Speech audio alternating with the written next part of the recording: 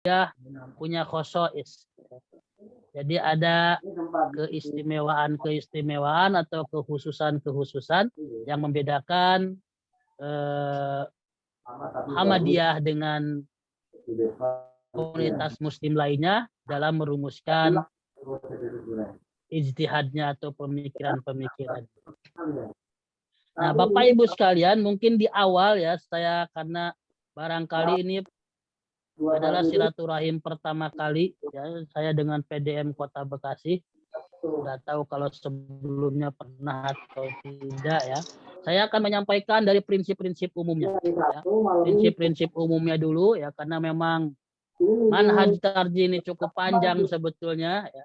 Apalagi kalau nanti bisa membahas juga manhaj tafsirnya bagaimana ya, memahami ayat-ayat Al-Qur'an seperti apa, manhaj tahdisnya bagaimana, itu tentu saja akan sangat panjang. Oleh karena itu pada malam hari ini Bapak Ibu saya akan menyampaikan hal-hal yang sifatnya umum saja dulu. Ya. Nah Bapak Ibu, ini supaya nggak keliru dulu ya. Supaya nggak keliru dulu kalau mendengar tarjih itu jangan langsung dianggap sebagai putusan yang resmi. Ya. Atau dianggap sebagai pedoman atau tuntunan yang resmi dari organisasi. Ya. Nah tarjihnya tarjih apa dulu depannya? Ya, ini perlu diingatkan. Mungkin siapa tadi yang nge-WA saya ya bisa ditampilkan saja filenya. Ya. Karena saya pakai HP ini.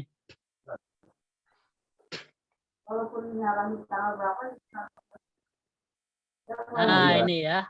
Jadi ini Bapak Ibu sekalian penting nih saya sampaikan dulu. Ya. Jadi jangan kemudian karena mendengar tarjih itu sudah pasti bersifat tuntunan, ya, pedoman, ya, apalagi kemudian sampai mengikat. Ya. Nah di majelis tarjih ada 3 istilah. Ya. Ada wacana tarjih, ada fatwa tarjih, ada putusan tarjih. Ya. Nah, wacana tarjih itu apa? Wacana tarjih itu adalah pendapat individual ya. Kalangan ya kaum muslimin ya umumnya dan khususnya orang-orang Muhammadiyah ya, para ulamanya yang mempunyai pendapat ya. Dan kemudian pendapatnya itu disusun argumentasinya sedemikian rupa dan kira-kira dapat dipertanggungjawabkan secara akademik, maka ya, pendapat tersebut biasanya akan dimuat di jurnal tarjih atau mungkin menjadi pendapat-pendapat para ustadznya lah, para mubaligh Muhammadiyah ya. Nah itu bisa jadi wacana. Tetapi ya kalau disebut wacana tarjih itu ya, tentunya harus ilmiah, argumentatif ya. Itu tidak mengikat apa-apa, tidak punya kekuatan hukum apa-apa lah ya bahasa formal. Sehingga bisa jadi misalnya ya Ustadz A berpendapat begini begitu ya, bahkan sampai ketua umum pun misalnya ketua umum Pak Haidar punya pendapat sendiri, itu belum bisa dijadikan sebagai pedoman dan tuntunan. Itu baru pendapatnya pribadi. Nah, di Muhammadiyah orang punya pendapat pribadi itu tidak diharamkan.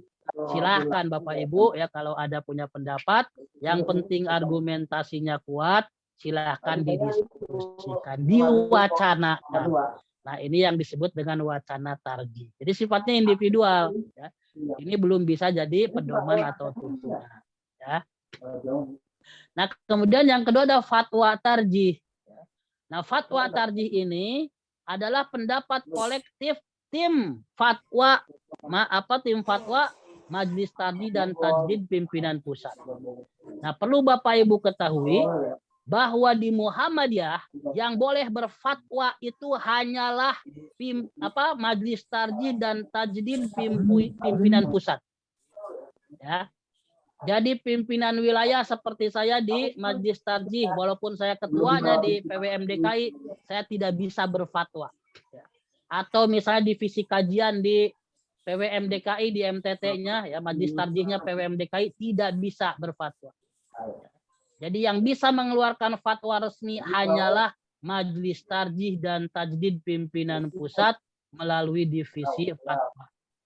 Nah, ini Bapak Ibu perlu dipahami ya. Mengapa di Muhammadiyah itu fatwa itu sifatnya juga tersentralistik ya. Itu ada di pimpinan pusat. Ya, ada baik buruknya ya. Ya, baiknya supaya tidak terlalu banyak orang yang berfatwa ya. Karena kalau terlalu banyak berfatwa terus fatwanya beda-beda, itu biasanya ya jamaah di bawah suka bingung ya. Suka bingung tuh. Nah, kalau banyak yang berfatwa kan ini yang mana nih yang Muhammadiyah? Nah, kan suka begitu ya. Nah, dengan satu saja yang berfatwa di pimpinan pusat, nah itu tidak akan terlalu beragam ya. Begitu. Ya, kekurangannya ya jadinya pertanyaan-pertanyaan masyarakat itu lama dijawabnya ya karena banyak pertanyaan dari seluruh Indonesia itu hanya dijawab oleh satu divisi fatwa di pimpinan pusat saja. Itu berapa numpuk permasalahan di sana itu. Nah, kalau seandainya itu bisa didistribusikan, ya mungkin bisa baik ya. Nah, lain dengan di NU Pak, Bu ya. Kalau di NU itu ya tiap-tiap wilayah bisa berfatwa ya. Bahkan jangankan wilayah, tiap-tiap pesantren bisa berfatwa. Itu di NU ya. Makanya di NU itu banyak ragam pendapatnya ya. Jadi jangan dikira NU itu seragam semua pendapatnya, enggak juga tuh ya. Karena model di NU itu fatwa-fatwa itu terdesentralisasi ya. Karena orang-orang NU karena umumnya mereka disiplin ilmu agamanya juga kuat ya, fikihnya juga kuat, ya mereka masing-masing merasa pantas ya. Makanya Bapak Ibu jangan heran satu pesantren dengan pesantren yang lain bisa punya pendapat yang berbeda-beda ya. Nah, itu kalau di NU itu terdesentralisasi ya. Dan di NU enggak bingung, pokoknya mereka nyantrinya ke mana ya, berkiblatnya atau ngikutin kiai mana sudah itu saja yang diikutin. Mau pimpinan apa pengurus besar Nahdlatul Ulama ngomong apa kayak bodo amat gitu ya. Yang penting kiainya. Nah, di NU begitu Bapak Ibu. Dia perlu dipahami ya. Nah, misalnya Kiai Haji Hashim Asy'ari ya membid'ahkan tahlilan ya itu bagi NU yang lain ya enggak gitu ya. Dan fatwa itu kan belum pernah dicabut itu. Kiai Haji Hashim Asy'ari itu yang dalam I'anah itu mengutip salah satu pendapat bahwa tahlilan ya berkumpul-kumpul di orang-orang kematian itu diantara bid'ah yang mazmumah. Nah, tetapi itu tidak dipakai ya. Nah, jadi di NU itu lebih independen Pak, ya lebih independen dibandingkan dengan warga Muhammadiyah. Mengapa demikian? Karena di Muhammadiyah Majelis Tarjih juga tujuan awalnya didirikan supaya tidak terjadi kekisruhan di internal organisasi. Ya. Makanya yang boleh fatwa sampai sekarang itu hanya pimpinan Majelis Tarjih dan Tarjih pimpinan pusat. Wilayah nggak boleh, daerah nggak boleh, ya, tetapi berpendapat silahkan saja. Tetapi fatwa resmi hanya ada pada pimpinan pusat, ya, Majelis Tarjih dan Tarjih pimpinan pusat Muhammadiyah. Nah, itu Bapak Ibu ya perlu dipahami.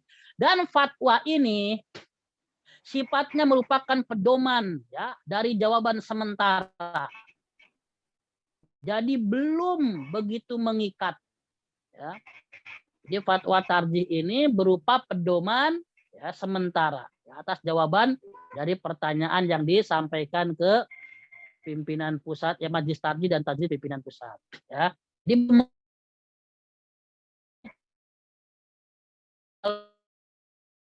fatwa tarjih ya itu bisa-bisa saja ya. Bapak itu bakal dianggap nggak taat gitu. Nah, itu fatwa tarjih itu sifatnya begitu, merupakan pedoman sementara belum terlalu mengikat. Jadi seperti itu.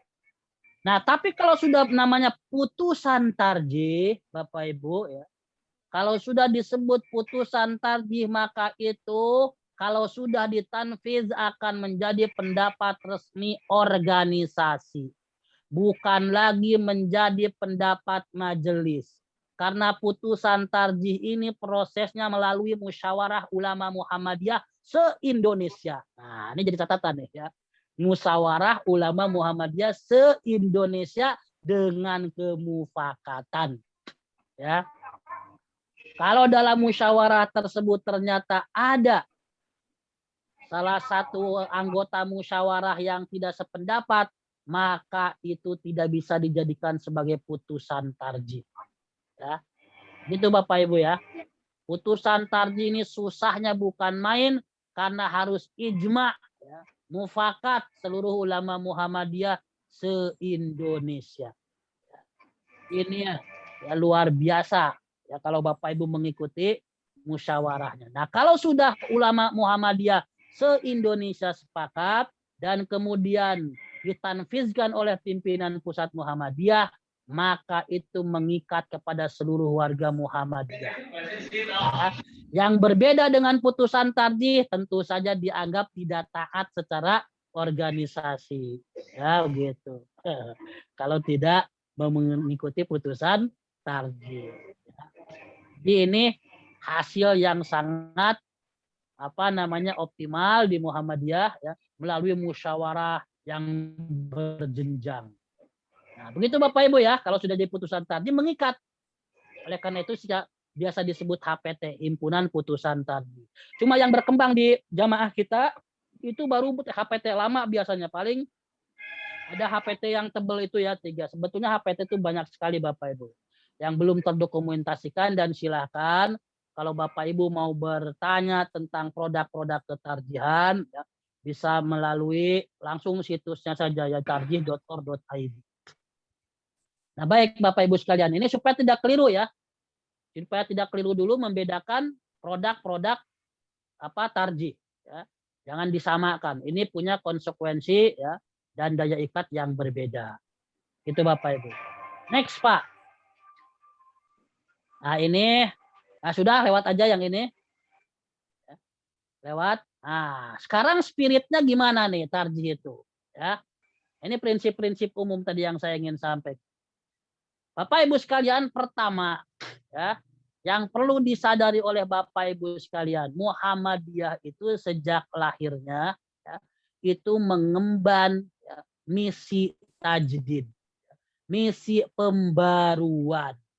Jadi Muhammadiyah selalu berupaya untuk bagaimana mengamalkan agama ini ya, dengan pemahaman yang benar ya, sesuai dengan tuntunan Al-Quran dan Sunnah dengan memakai akal. Nah, ya, ingat nih, Muhammadiyah itu menegaskan bahwa Muhammadiyah memahami Quran dan Sunnah itu pakai akal, ya, pakai akal yang jernih, ya. Jadi tidak tekstual, ya, kecuali dalam beberapa hal Muhammadiyah itu ya tekstual, yakni dalam masalah akidah dan ibadah. Ya. Selain itu masalah seni dan budaya, politik, ekonomi, pokoknya semua yang berkaitan dengan peradaban, kebutuhan duniawi, itu Muhammadiyah akan melakukan apa yang disebut dengan tajadud, ya, yaitu dinamisasi atau modernisasi. Makanya Bapak Ibu sekalian, walaupun ada orang-orang atau kelompok muslim yang menyatakan Quran Sunnah itu dalam beberapa hal beda dengan Muhammadiyah. Karena pembaharuan di Muhammadiyah itu nanti sifatnya ada yang sifat pemurnian ya, dalam masalah akidah dan ibadah, dan kemudian ada sifatnya yang modernisasi atau dinamisasi. Nah, ini perlu dibedakan ya, Muhammadiyah dengan kelompok-kelompok yang sama-sama mengusung kembali kepada Al-Quran dan As-Sunnah. Ya. Nah, ini pertama Bapak. Jadi jangan heran kalau di Muhammadiyah itu kok banyak hal yang baru-baru gitu ya, atau misalnya yang sudah lama kemudian direvisi, diubah dan seterusnya. Ya. Itu biasa. Ya. Di Muhammadiyah, karena Muhammadiyah tidak akan sungkan untuk mengubah pendapatnya jika pendapat itu keliru.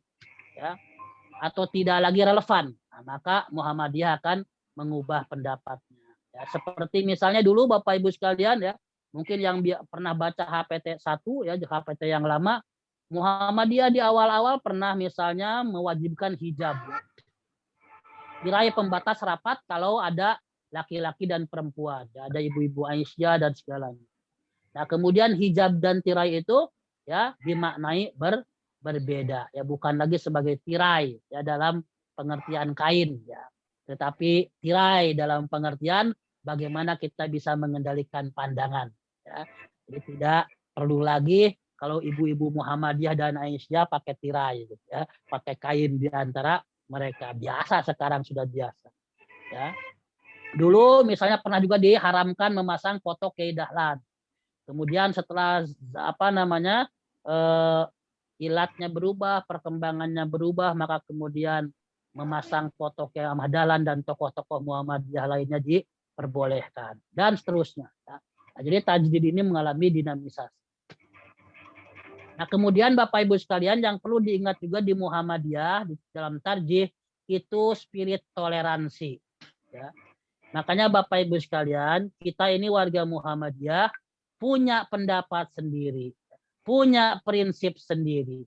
Tetapi dalam saat yang bersamaan kita mampu menghargai bahkan menghormati pendapat orang lain. Ya. Jadi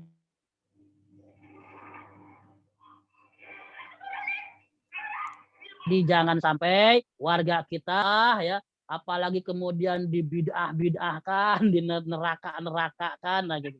Itu bukan tabiat Muhammadiyah. Ya. Muhammadiyah kita punya pendapat sendiri, punya prinsip, tetapi dalam saat bersamaan kita harus bisa menghargai bahkan menghormati pendapat orang lain. Bagaimana para imam mazhab ya itu menyatakan ya ra'yuna indana shawab walakin yahtamilul khata. Pendapat kita itu menurut kita benar, tetapi apa yang kita anggap benar itu bisa jadi mengandung kemungkinan salah. Wa ra'yul akhar khata'un indana, dan pendapat orang lain itu salah menurut kita. Ya. Tetapi pendapat yang salah tersebut walakin yahtamilul khata, yang kita anggap salah tersebut bisa jadi mengandung kemungkinan benar. Nah, jadi di sini kita harus toleran, ya, jangan fanatik. Fanatik itu nggak baik kata Buya Hamka.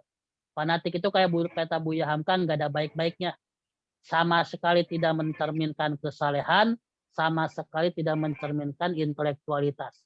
Tapi kata Buya Hamka, ya, orang fanatik itu adalah orang bodoh, ya. Bahkan katanya ada tolol. Ya. Jadi botol, ya. Nah, yang tepat mungkin istilahnya bukan fanatik tetapi militan, ya, militan. Nah, jadi Muhammadiyah mengajarkan kita untuk toleran pada pendapat orang lain. Ya, jangankan sesama Muslim, ya, kita bahkan ya mentoleransi ya dalam pengertian menghargai keyakinan orang lain yang berbeda agama dengan kita. Ya. Bahkan kita ditegur ya oleh Allah Taala melalui Rasulullah Shallallahu Alaihi Wasallam, "Afa anta tukrihun nasa hatta yakunu mu'minin." Apakah engkau akan terus membenci orang lain ya karena mereka mempunyai keyakinan yang berbeda ya, sampai mereka punya iman yang sama dengan kalian. Ya.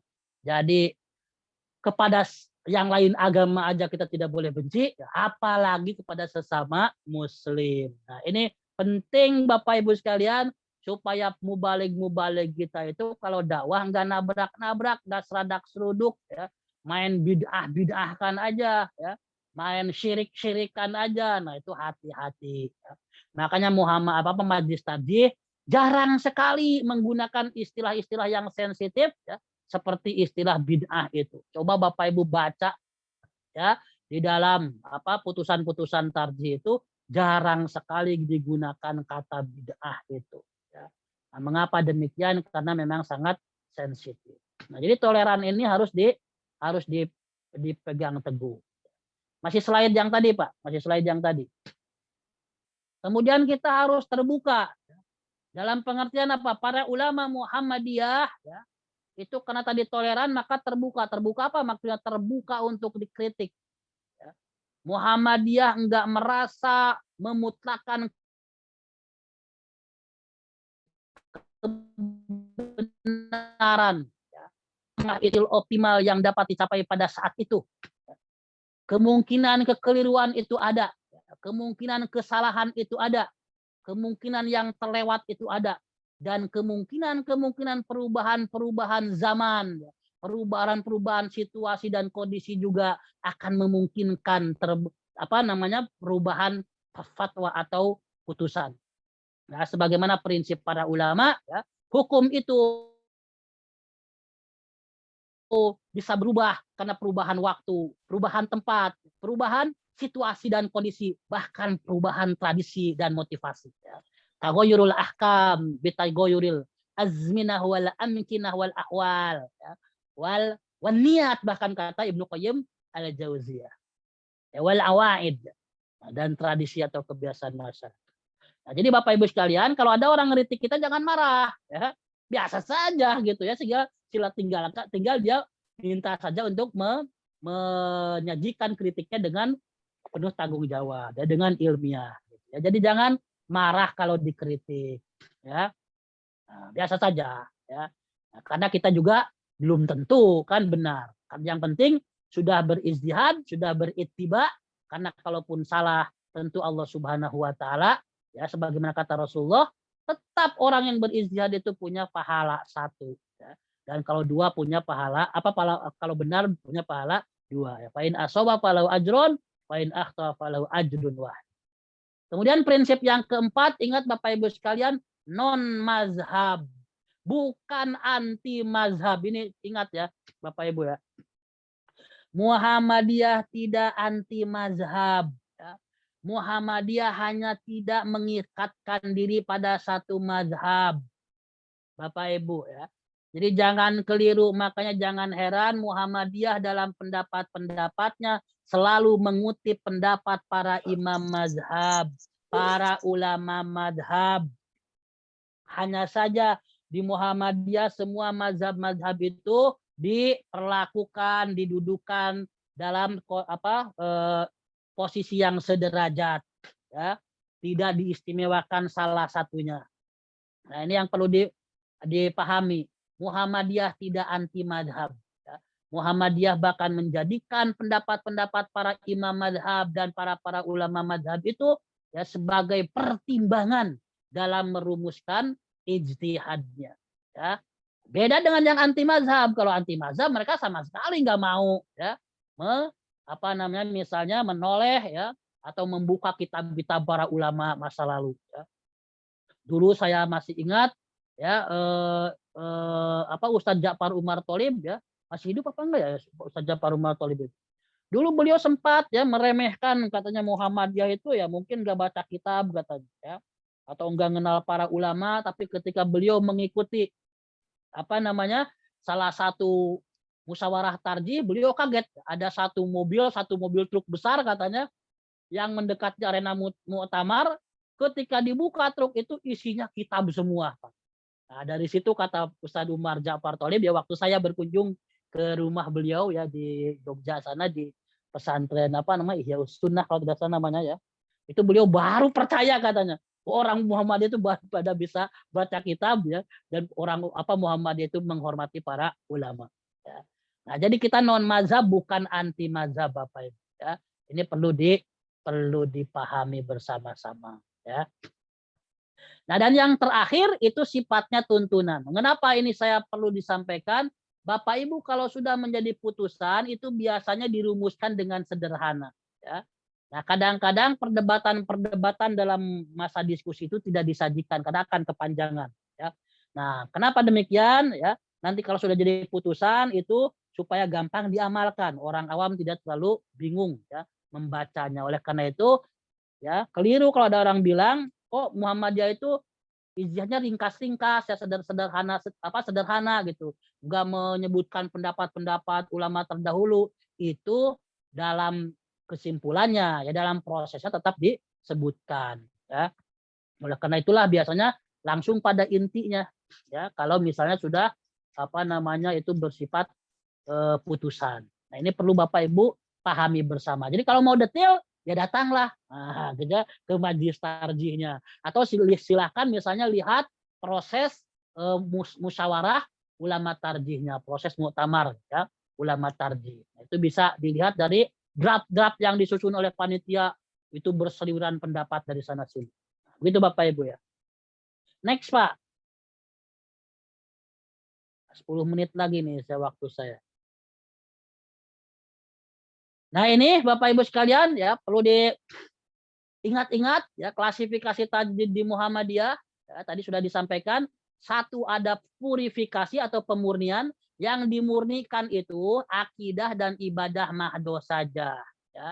Yang harus sesuai dengan Rasulullah, para sahabat dan para ulama salaf itu adalah akidahnya dan ibadahnya.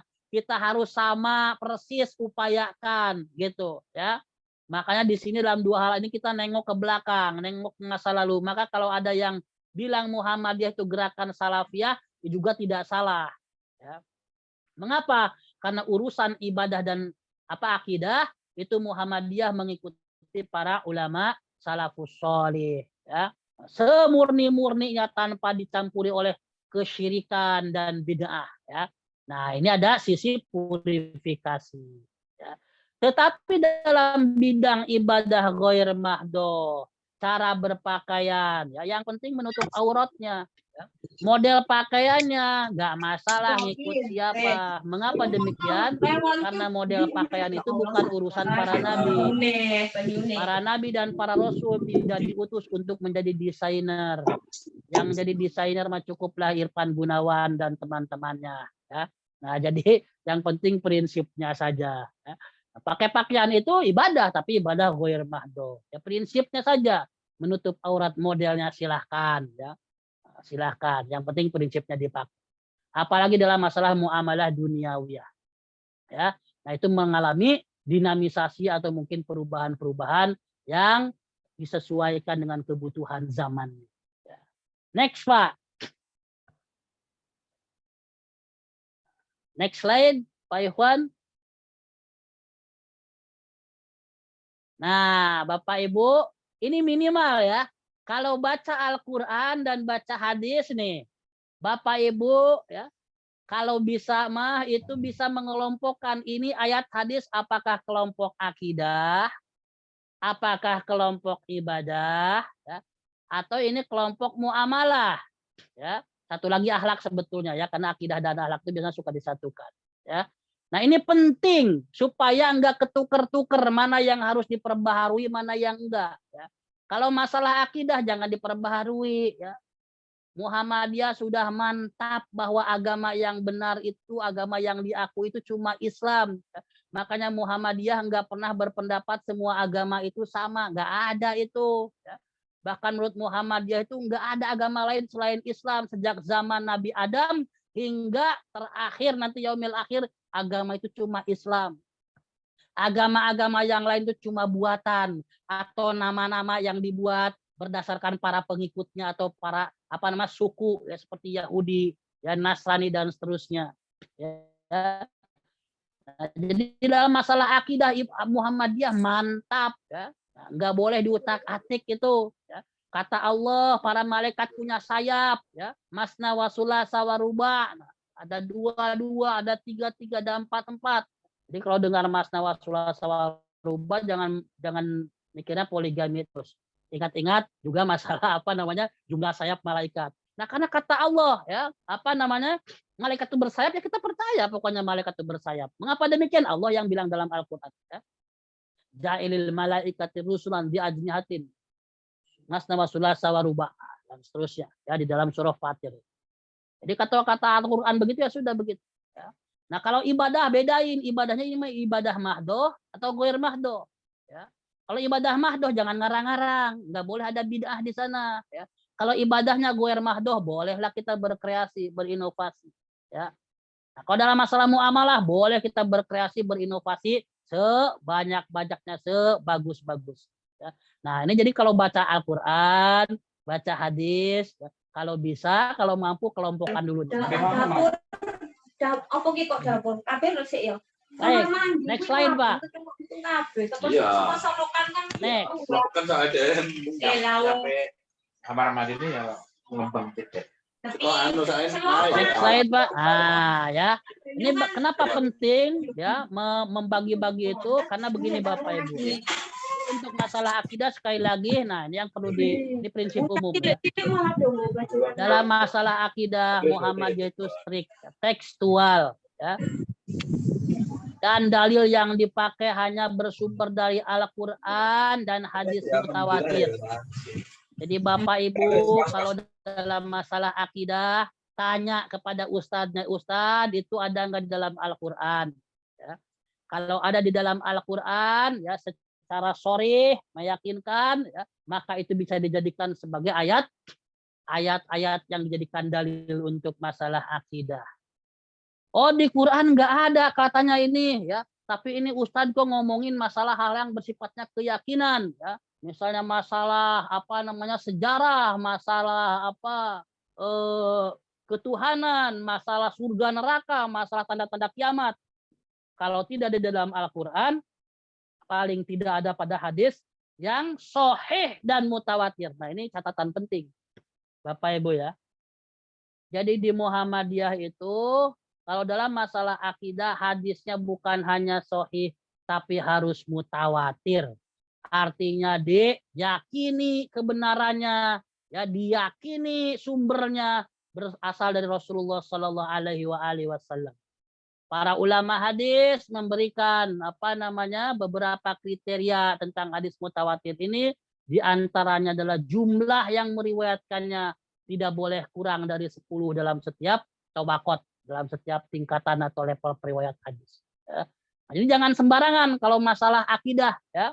Bapak Ibu tanya ada nggak di Quran? Ya, kalau nggak ada, ya, tanya lagi ada nggak di hadisnya? Ya, ada hadisnya tapi tidak mutawatir. Nah, gimana tuh kalau begitu? Muhammadiyah bertawakuf, ya, tidak menjadikan dalil tersebut untuk masalah keyakinan.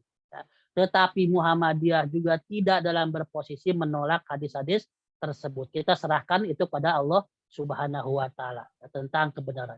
Kalau hadisnya cuma apa? Cuma sahih tapi tidak mutawatir. Nah, dipahaminya secara tekstual, ya, kalau masalah akidah nggak boleh diutak-atik, boleh diakal-akalin.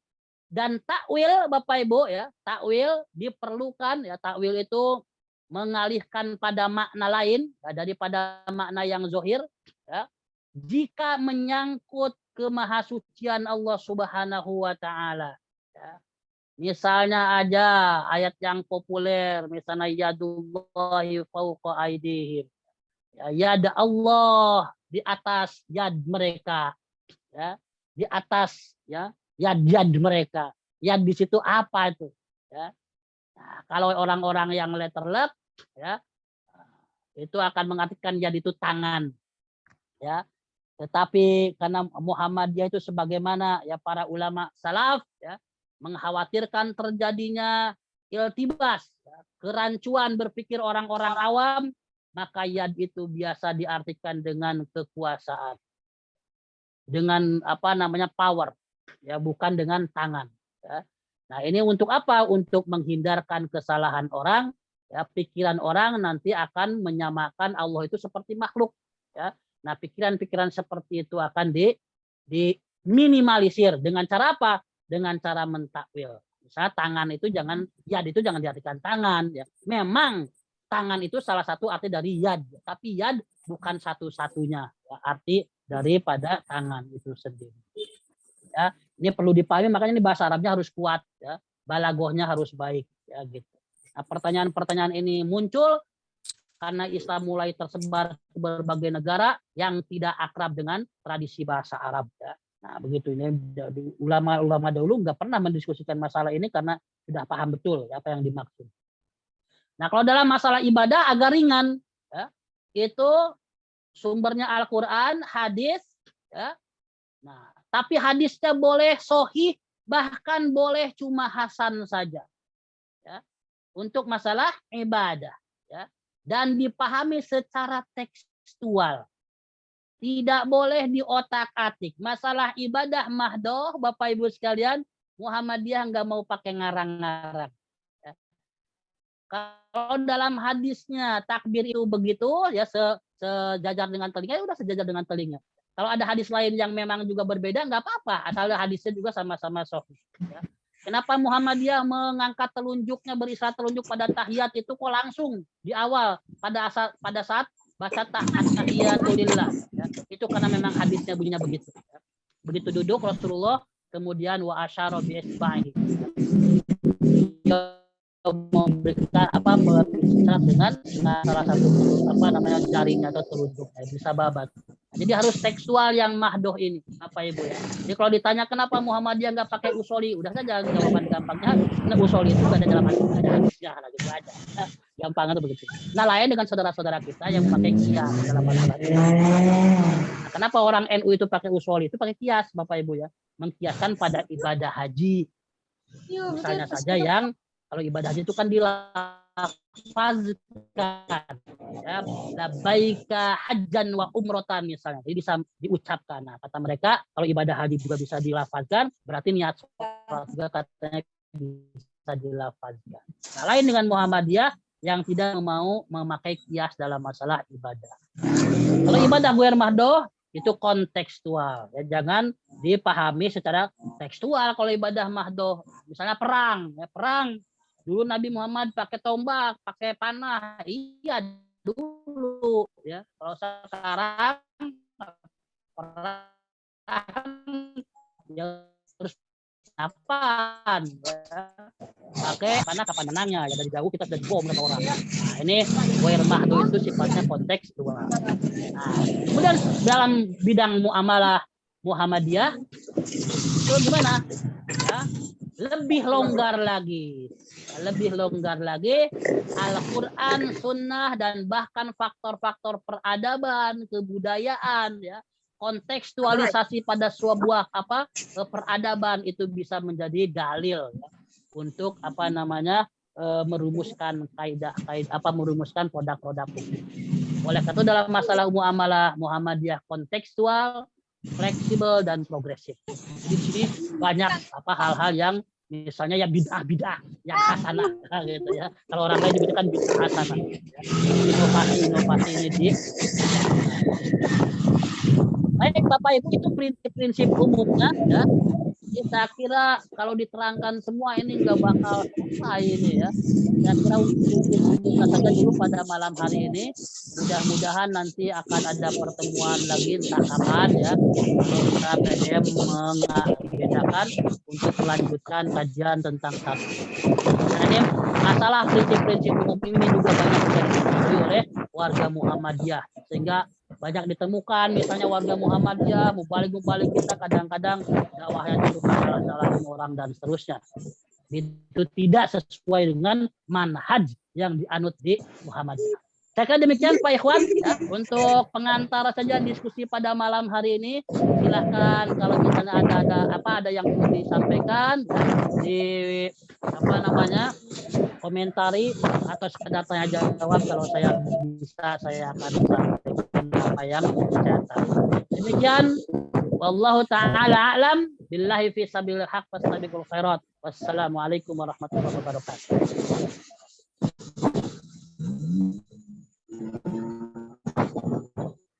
Waalaikumsalam warahmatullahi wabarakatuh. Waalaikumsalam warahmatullahi wabarakatuh. Ini moderatornya kemana? Oh, ada. Mungkin tadi moderatornya terlempar kali ya. Ini muncul lagi di HP ini saya. Tadi muncul ya, lagi. silakan. Iya, saya juga pakai HP ini, itu. pakai laptop sering gangguan ini. Iya, gangguan. Baik, makasih Pak Kiai Dr. Mintarja yang telah memberikan pemaparan tentang manhaj tarjih Muhammadiyah. Ada poin-poin tertentu tadi yang memang harus kita pahami, yaitu bahwasanya tadi di pengantarnya memberikan pemaparan bahwasanya putusan tarjih itu terpusat. Yang berhak memberikan putusan itu adalah pimpinan pusat Muhammadiyah. Dan pemaparan yang lain cukup menarik. Mungkin untuk memberikan pendalaman terhadap pemaparan yang telah disampaikan oleh Kiai Dr. Mintarja, kami berikan kesempatan kepada Bapak Ibu sekalian. Barangkali ada yang perlu ditanyakan dan didiskusikan. Dua orang dulu nih, dalam sesi yang pertama, barangkali. Monggo, silakan.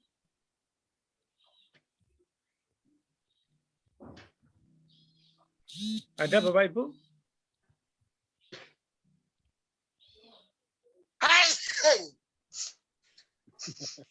Silakan.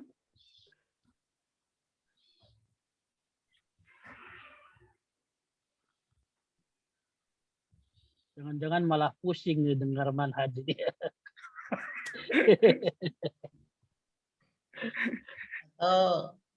Atau barangkali mau dilanjutkan dulu, Pak Kiai Endang. Monggo. Itu sudah ada tuh yang Nah, raise hand tuh, Pak Dede Sulaiman. Oh, monggo Pak Kiai Dede. Silakan. Ada yang tanyakan, monggo. Assalamualaikum. Assalamualaikum Waalaikumsalam. warahmatullahi wabarakatuh. Waalaikumsalam. Oh, Jang Desul. Ini senior ini di Ciputat. Alhamdulillah bisa ketemu lagi di Zoom ini. Alhamdulillah. Sehat, Dek. Mudah-mudahan alhamdulillah sehat. Nah, Mudah-mudahan berkah dengan MBS-nya nih, Pak Kiai. amin, amin. Tur nuhun, Dek. Ya, langsung saja Bapak Ibu, Pak Kiai Endang, Kanda Kiai Endang nih. Ya. Yang terkait dengan akidah itu ya, yang terkait dengan akidah itu tadi pendekatannya tekstualis ya, Ya. namanya bayani mungkin dalam istilah Muhammad Abid Al-Jabiri gitu ya. Nah, saya sebagai warga Muhammadiyah ya sekarang alhamdulillah sudah bergabung di IBM nih Kanda. Alhamdulillah. Saya melihat untuk masalah akidah ini di Muhammadiyah ini tidak terlalu kentara ya. Mungkin dakwahnya atau sosialisasinya gitu. Apakah Muhammadiyah berpegang pada Asy'ari atau yang lainnya? Ya. Itu saya kira saya harus sebagai warga Muhammadiyah itu harus berpegang kepada apa gitu dalam hal akidah.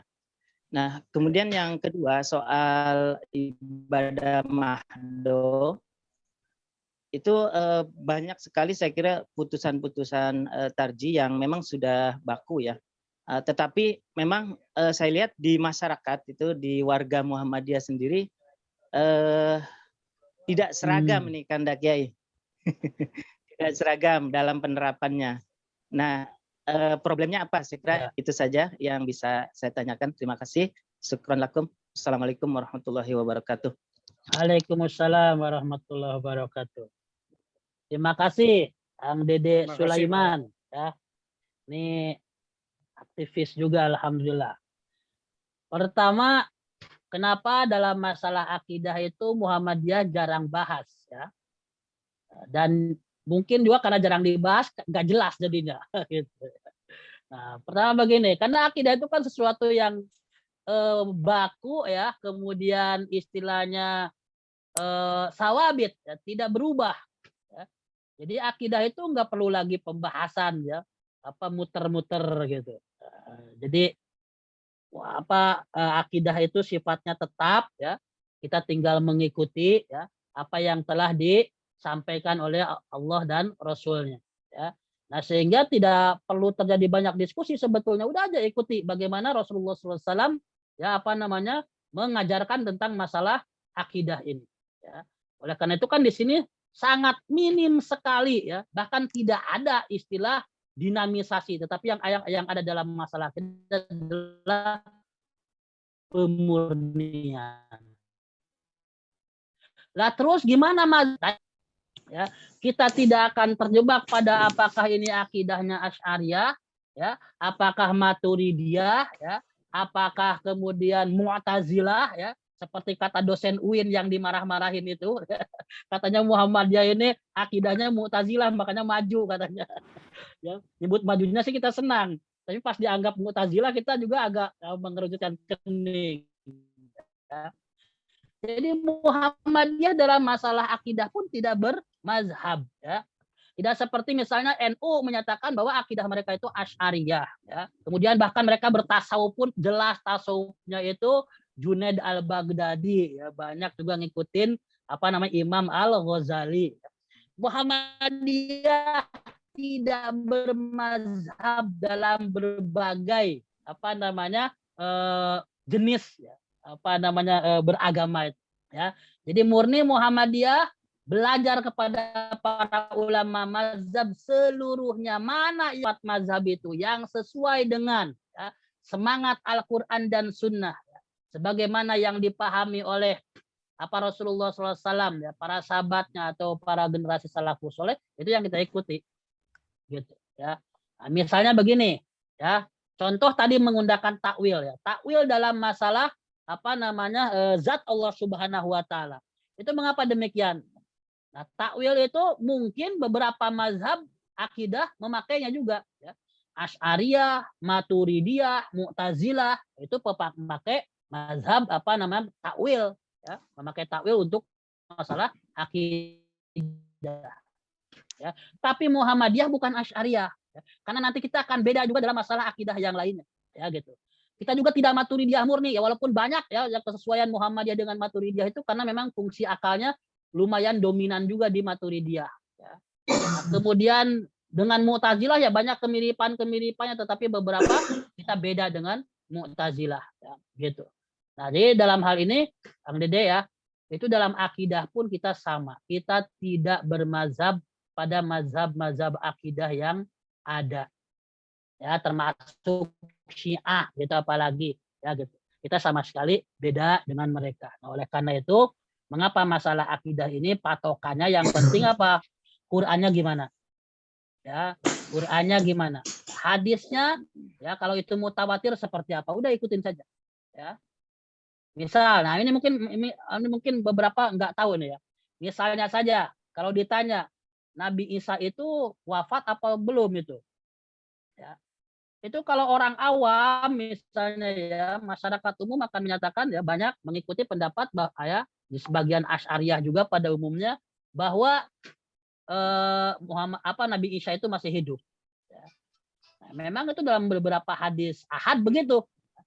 Tapi karena Muhammadiyah itu memegang teguh ya bahwa Al-Qur'an itu adalah sumber hukum pertama yang utama, dan di beberapa ayat Al-Qur'an Nabi Isa dinyatakan sudah wafat, ya, maka Muhammadiyah pendapat ya itu yang paling dekat adalah mengatakan Nabi Isa itu sudah wafat. Ya. Walaupun mungkin terjadi perdebatan tentang makna wafatnya, udah aja dulu yang penting dikatakan wafat dulu. Karena Allah Subhanahu Wa Taala mengatakan demikian. Inni mutawaffika wa rafi'uka, akan begitu lafaznya itu. Jadi sebelum diangkat itu Nabi Isa itu diwafatkan dulu. Mutawaffika wa rafi'uka, baru diangkat. Dalam beberapa ayat yang lain Nabi Isa pun tidak tahu menahu apa yang dilakukan oleh umatnya, ya, pemalsuan.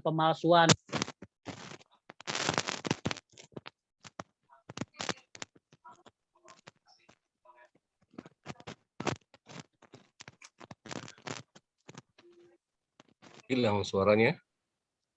Iya, hilang. Hilang.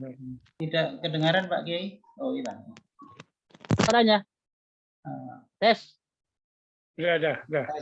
Sudah. Nah, ya. Misalnya begitu. Nah, jadi ya Qur'annya memang menyatakan Nabi Isa itu wafat. Ya sudah wafat. Kalau ada hadis-hadis misalnya walaupun sahih tapi ahad, itu yang disesuaikan bukan Al-Qur'an ngikutin hadis, tapi hadis yang harus menyesuaikan dengan Al-Qur'an. Begitu. Ini misal salah satu contoh, ya. Dan oleh karena itu di hal ini tidak banyak dibahas di Muhammadiyah, ya. Ya, karena apa itu? Ya, hal ini memang juga agak sensitif di kalangan awam, ya, tetapi dari prinsip-prinsip ijtihad yang dipakai oleh Muhammadiyah, salah satu contohnya adalah seperti itu. Ya, jadi itu dalam masalah akidah.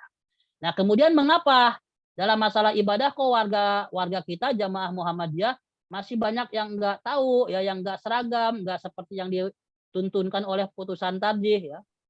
Ya, itu karena kurang sosialisasi. Nah, inilah tugas Kang Dede, ya, Kang Dede Sulaiman, ya, itu Pak Mufid dan semuanya ya di PDM Bekasi ini turun ke cabang-cabang, ke ranting-ranting, coba adakan khusus pengajian tarjih, ya. Jadi pengajian tarjih ini langsung merujuknya jangan ke pendapat orang, tapi ke putusan tarjih. Bukunya sudah ada, ya. Kalau nggak punya bukunya tinggal download di tarjih.or.id, ya. Nah, ini kadang-kadang sosialisasinya kurang. Bahkan katanya malahan Mubalik Muhammadiyahnya ngajarin paham orang lain ya, di kantong-kantong jamaah Muhammadiyah. Nah, terjadilah kadang-kadang kebingungan. Ya. Nah ini mungkin perlu sosialisasi yang baik. Ya, kita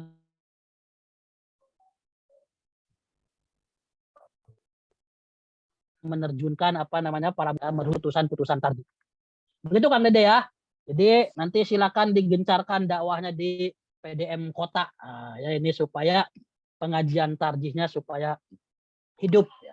Sehingga nanti masalah-masalah ibadah itu sudah jadi bukan lagi persoalan. Demikian, wallahu taala a'lam. Makasih Kiai. Jadi intinya Muhammadiyah tidak bermadhab, tapi Muhammadiyah bukan berarti anti madhab, kan gitu ya intinya. Betul sekali Pak Mufid. Oke, jadi pesan-pesannya tadi yang terakhir yang disampaikan oleh Kiai Endang tadi, bagaimana kita bisa memprogramkan ya struktural ini agar tarjih kita, putusan-putusan kita itu tersosialisasi kepada warga kita itu. Dan itu menjadi panduan bagi kita baik untuk beribadah dan bermuamalah di tengah-tengah masyarakat. Mungkin satu sesi lagi nih barangkali ada yang masih perlu Ada itu Pak Epen tuh. dipertanyakan, Bapak Ibu sekalian, silakan monggo, Pak. Izin Ustaz. Pak Epen tuh. Ya, Pak Epen, monggo Pak Epen. ya baik Ustaz. Mangga. Assalamualaikum warahmatullahi wabarakatuh. Waalaikumsalam warahmatullahi wabarakatuh. Salam kenal Pak Kiai dengan Epen Pak Kiai. Alhamdulillah. Jika orang Sunda oge nya. Leres Pak Kiai, mohon. Alhamdulillah. Iya sering nyimak kajian Pak Kiai. Alhamdulillah. Ini ada yang mungkin ada beberapa catatan yang pertama saya ingin menyampaikan kajian ini seperti yang sudah disarankan Pak Yai, kalau turun ke cabang ke ranting ini sebetulnya hajatnya kerjasama antara pimpinan cabang Muhammadiyah Rawalumbu Pak Yai.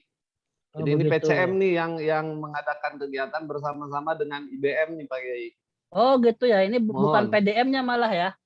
Tapi ya anggotanya sih jamaahnya PDM juga. termasuk PDM juga. Tapi ini ya alhamdulillah nggak apa-apa. Alpukahnya itu seluruhnya teman-teman PCM. Ya ini sudah. Ya, alhamdulillah, barakallahu fikum. Melangkah ini Pak Kiai. Ya alhamdulillah, saya Pak. Nah ini Pak Kiai terkait dengan spirit tarjih itu, saya ingin pencerahan Pak Kiai berkaitan dengan toleran itu.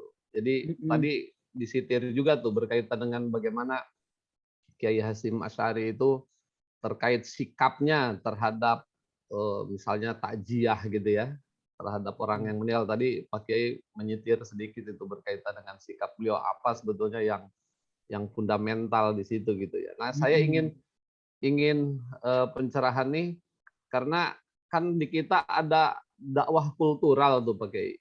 Iya. Dakwah kultural itu, tapi saya juga menyaksikan ini jangan sampai salah juga kemudian kita menerapkan bahkan di unsur pimpinan begitu ya, di unsur pimpinan. Artinya dakwah kultural ini sebetulnya pendekatan kultural, tetapi bukan kemudian masuk ke dalam kultur-kultur yang justru bertentangan dengan Quran Sunnah gitu ya, termasuk diantaranya adalah bagaimana ketika melaksanakan pengurusan jenazah, misalnya ada 1 hari, 2 hari, 3 hari untuk takziah, tapi kemudian berlanjut itu 4, 5, 6, 7, bahkan 40 hari dan 1000 hari gitu, 100 hari. Dan itu dilakukan oleh pimpinan-pimpinan Muhammadiyah gitu. Oke. Artinya kalau bersikap begitu ya, tentu tidak akan sampai tuh undangan itu untuk hadir gitu. Kalau kitanya memang menunjukkan dakwahnya begitu ya.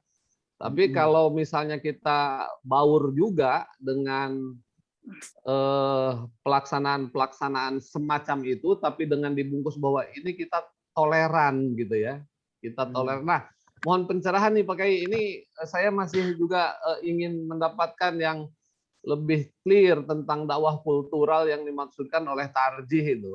Ya. Gitu Pak Kiai. Atur nuhun Pak Kiai. Assalamualaikum Ya. warahmatullahi wabarakatuh. Waalaikumsalam warahmatullahi wabarakatuh. Jadi pertama begini Pak ya. Misalnya yang dimaksud dengan dakwah kultural itu diantaranya adalah kita mendekati masyarakat ya, dengan pola-pola ya kebiasaan yang mereka sudah mentradisi. Ya. Tetapi tradisi itu ya, kebiasaan itu dipagari oleh Muhammadiyah. Bahwa tradisi kultur itu bisa kita pakai ya, sepanjang tidak mengandung 3 unsur. Nah, ini patokannya nih Bapak Ibu ya. Supaya nanti enggak terjadi iltibas ya, jadi rancu gitu. Nah, pertama ya patokannya itu bahwa kultur tersebut ya atau hiburan atau kesenian atau budaya itu tidak boleh mengandung unsur kemusyrikan. Ya. Jadi kalau sudah ada syirik-syirik di sana, nah itu kultur yang harus diperbaiki. Ya. Nah, tentu dengan pendekatan-pendekatan yang ma'ruf. Ya. Jangan main hajar saja. Ya. Jadi harus ada pendekatan yang bijak. Ya gitu. Misalnya orang suka selamatan, non Pak Epen misalnya sok non lah selamatan di laut gitunya atau di sawah gitu kan. Dulu tuh kan begitu. Nah, nanti diarahkan selamatannya ke fakir miskin gitu. Dan jin mah tidak suka daging ya. Jin tidak suka kopi. Yang suka ngopi mah kiai. Ya. Jadi mau ngirim kopi ke kiai wae, Pak.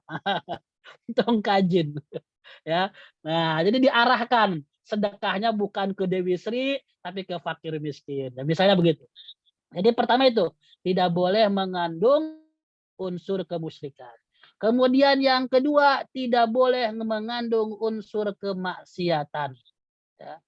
Nah, ini kalau di sana terdapat unsur-unsur kemaksiatan, misalnya saja ada unsur-unsur hiburan. Ya. Misalnya kan kita mau dakwah kultural, ya, tapi dakwahnya pakai misalnya dangdutnya dangdut koplo gitu kan.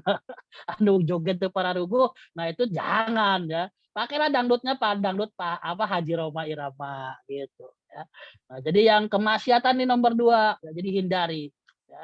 Yang ketiga ya itu yang disebutkan dalam tuntunan itu adalah ya, bahwa budaya tersebut ya, tidak boleh mengandung unsur tabdzir, kemubadiran, jangan buang-buang ya. Misalnya acara sekatenan, kita tidak menentang acaranya, tapi unsur tabzir di situ, maknya gitu kan, itu makanan dibuang-buang gitu ya, diperebutkan, jadinya enggak kemakan, keinjak-injak. Kalau memang mau dikasihkan saja ya, secara tertib sehingga dapat dimakan oleh semua orang. Gitu. Nah, yang ditentang oleh Muhammadiyah itu sekatenan bukan tradisi sekatenannya, ya, tetapi misalnya tabzirnya di situ. Atau misalnya acara apa tuh satu suro yang suka membersihkan benda-benda pusaka ya. Bukan soal bersih-bersihnya ya, dibersihin kan bagus-bagus aja gitu kan supaya enggak karatan kerisnya ya, enggak karatan tombaknya gitu kan. Tapi jangan dianggap kemudian keris itu punya pengaruh terhadap kita ya, atau menentukan nasib kita. Nah, itu yang diberantas. Nah, jadi Bapak Ibu sekalian, dakwah kultural di sini ya yang dihajar itu bukan kulturnya, tapi persepsi orang dan cara orang melaksanakannya. Ya. Contoh juga tahlilan. Nah, ini saya sampaikan nih Pak ya. Waktu saya kuliah di Ciputat itu dulu para pemuka Muhammadiyah di sana itu saya mendengar ada istilah tahlilan ala Muhammadiyah. Tahlilan ala Muhammadiyah itu gimana tuh? Kok bisa ada gitu ya?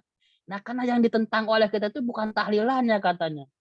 Ya. Ngajinya mah iya, kita menghibur orang yang ditinggal. Kalau sampai kemudian ya ada tawasulan, ya makan-makan di situ dan seterusnya, itu yang dihindarkan. Ya. Oleh karena itulah biasanya kalau ada takziah di Muhammadiyah, walaupun sama-sama baca Quran, sama-sama baca zikir, biasanya tawasul, bukan biasanya, sudah dapat dipastikan tawasulnya itu dibuang, ya, tidak dipakai.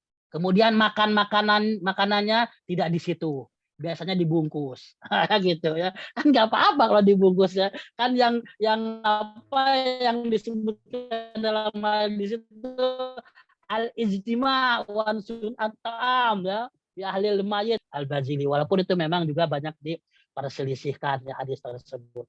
Nah, tetapi kita berupaya menghindari hal-hal yang akan membuat orang itu bingung ya, rancu ini. Jadi tidak semua kultur itu bisa ditoleransi. Jadi itu patokannya Pak Epen ya. Jadi jangan mengandung kemusyrikan, jangan ada kemaksiatan, dan jangan ada unsur tabzir. Nah, kalau 3 hal itu didapat dihindari, insya Allah kultur tersebut bisa dijadikan sebagai kendaraan kita untuk berdakwah kepada masyarakat. Nah, saya kira demikian Pak Epen ya. Ini supaya juga tidak terjadi. Nah, gimana kalau kita diundang? Diundang mendatang aja Pak ya. Diundang datang aja, silaturahim nggak masalah ya. Silaturahim, menghibur orang yang ditinggalkan, mengucapkan bela sungkawa, nah gitu ya. Tapi kalau pimpinan Muhammadiyah kok mengadakan, nah itu yang jadi masalah ya. Jadi nggak perlu sampai mengadakan. Kita takziah seperti biasa saja. Kan kata Nabi juga nggak boleh berkabung itu lebih dari 3 hari kecuali istri kepada suaminya ya, yang sampai bisa 4 bulan 10 hari ya. Kalau yang biasa itu takziah itu cukup berkabung itu 3 hari saja. Nah, makanya mengapa di kita biasanya takziah cukup 3 hari ya, sebagai tanda berkabung, menghibur keluarga yang ditinggalkan. Nah, begitu Pak Epen ya. Jadi kulturnya dipilah-pilah yang tidak mengandung unsur kemusyrikan, kemaksiatan, dan kemubadiran ya. Insya Allah kultur tersebut dapat digunakan untuk alat dakwah. Demikian Bapak. Kurang lebihnya mohon maaf ya. Wallahu taala a'lam.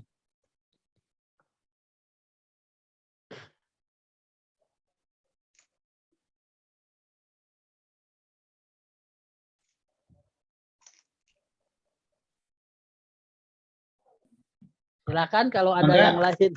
Mangga Pak Mufid. Oh baik, belum salah.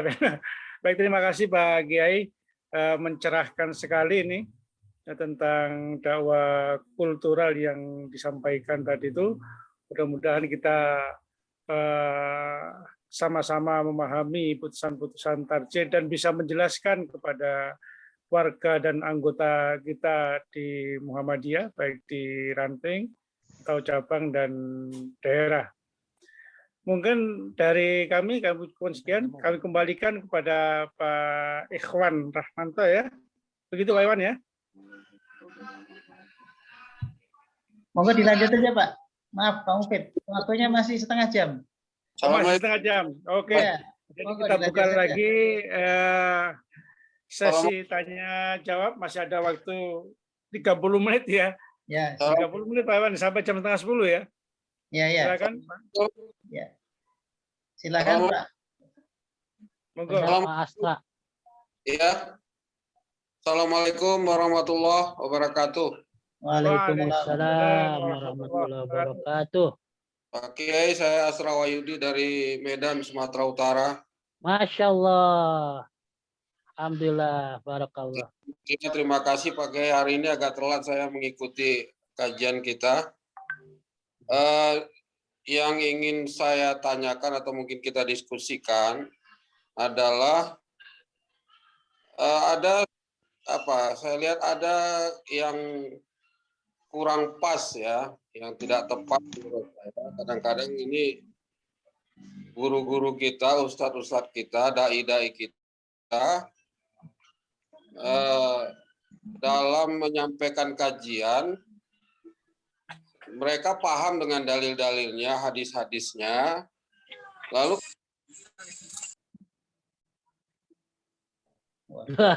terpental itu Pak Astra.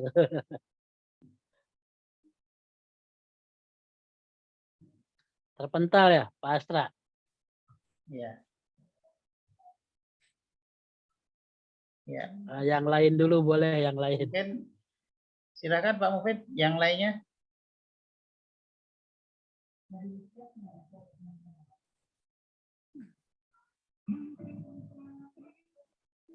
Pak, Saya dari Semarang, Pak. Boleh Dari bertanya? Semarang, Masya Allah. Mohon maaf, saya tidak siap tampil secara video, jadi saya bertanya dengan audio saja, nggih. Ya, monggo Pak Toto. Saya Toto. Saya pernah mendengar mengenai istilah, Bayani, Irfani, Burhani. Ya. Nah, mohon penjelasan ini kalau nggak salah ini terkait dengan metode untuk memahami sebuah nas atau sebuah apa begitu ya. Iya, betul. Itu menjadi sebuah katakanlah nanti kemudian menjadi fatwa gitu, menjadi pedoman bagi kita melaksanakan ibadah tadi. Mohon penjelasannya Ustaz. Terima kasih. Wassalamualaikum warahmatullahi wabarakatuh. Waalaikumsalam warahmatullahi wabarakatuh. Itu Pak Astra muncul, dilanjutkan saja Ya, pertanyaan. silakan Pak Astra sekalian. Iya, Saya jawab sekalian. Iya. Terima kasih Pak G, moderator, panitia. Ada hal yang saya lihat kurang pas ketika ustadz-ustadz kita, dai kita, guru kita menyampaikan dalam pengajian satu aturan ibadah, termasuk juga dalam hal-hal lain ya, termasuk juga dalam hal terutama di ibadah lah saya lihat yang belum ada dalam putusan tarjih. Terlempar lagi. Lempar lagi. Baik, saya jawab dulu ya yang Pak Toto ya. Iya. Ya, Ustaz, silakan. Baik. Jadi begini Bapak Ibu sekalian. Jadi yang disebut dengan pendekatan bayani itu ya. Jadi kalau misalnya Muhammadiyah memakai pendekatan bayani, maksudnya itu pendekatan kebahasaan ya pada nas Al-Qur'an dan hadis. Jadi prinsipnya pendekatan bayani ini banyak digunakan ya untuk misalnya memahami ya aspek kebahasaan dalam masalah-masalah akidah dan ibadah mahdoh tadi. Jadi gimana dalam Qur'annya teksnya gimana? Ya udah kita ikut itu. Ya. Dalam secara kebahasaan itu perintah ya berarti itu laksanakan. Ya laksanakan semampu kita. Fattakullah mastata'tum. Kalau di situ ternyata bunyinya itu secara kebahasaan misalnya larangan ya berarti jauhi gitu. Dilakukan oleh berarti jangan melakukannya. Nah, jadi aspek bayani itu entengnya apa ya? Itu menggunakan pendekatan nas ya, Al-Qur'an dan As-Sunnah sesuai dengan kaidah-kaidah kebahasaan. Ini berupa ayat perintah, larangan, anjuran ya, atau misalnya hanya sekedar misalnya peringatan saja atau bahkan sampai pada yang haram. Nah, jadi itu begitu gampang. Ya, jadi pendekatan bayani itu. Al-Qur'annya gimana? Seperti tadi, Allah itu menciptakan malaikat itu bersayap. Ya. Sayapnya ada yang 2-2, 3-3, ada yang 4-4 gitu kan. Ya sudah secara bahasa itu informasi dari Allah Subhanahu wa taala tentang malaikat. Kita pahami sesuai dengan aspek yang sesuai dengan kebahasaannya gitu ya. Nah, begitu. Kemudian sholat, bagaimana sholat nabinya itu? Sholat itu Nabi misalnya memerintahkan kita untuk menyempurnakan wudhu ya. Idza qumtum ila shalah fa'asbigil wudu'a, sempurnakan wudhunya. Gimana sempurna wudhu itu? Nabi mencontohkannya. Udah kita ikuti. Nah, pendekatan bayan itu begitu, Pak. Apa yang ada dalam teks Al-Qur'an dan Sunnah kita pahami apa adanya. Nah, itu gampangnya ya. Kemudian kalau irfani gimana? Pendekatan irfani itu Pak, entengnya adalah pendekatan yang memakai pendekatan sains dan teknologi. Ya. Nah, jadi misalnya ada beberapa masalah-masalah hukum yang membutuhkan keterangan-keterangan dari ilmu pengetahuan.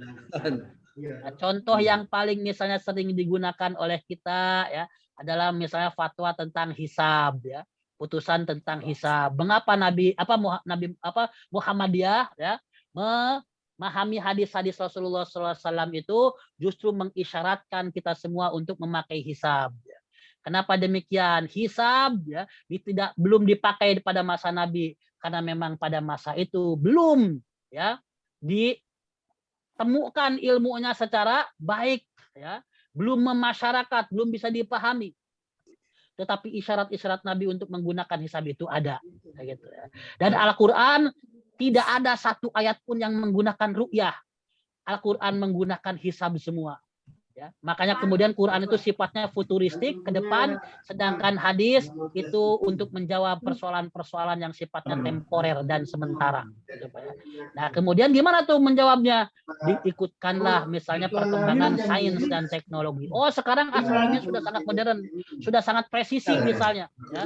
Nah, oleh karena itulah kemudian masalah penentuan awal bulan, waktu-waktu sholat, waktu-waktu ibadah itu menggunakan pendekatan sains. Itulah yang disebut dengan burhani. Itu Pak ya. Jadi pakai iptek lah, gampangnya burhani itu. Ya.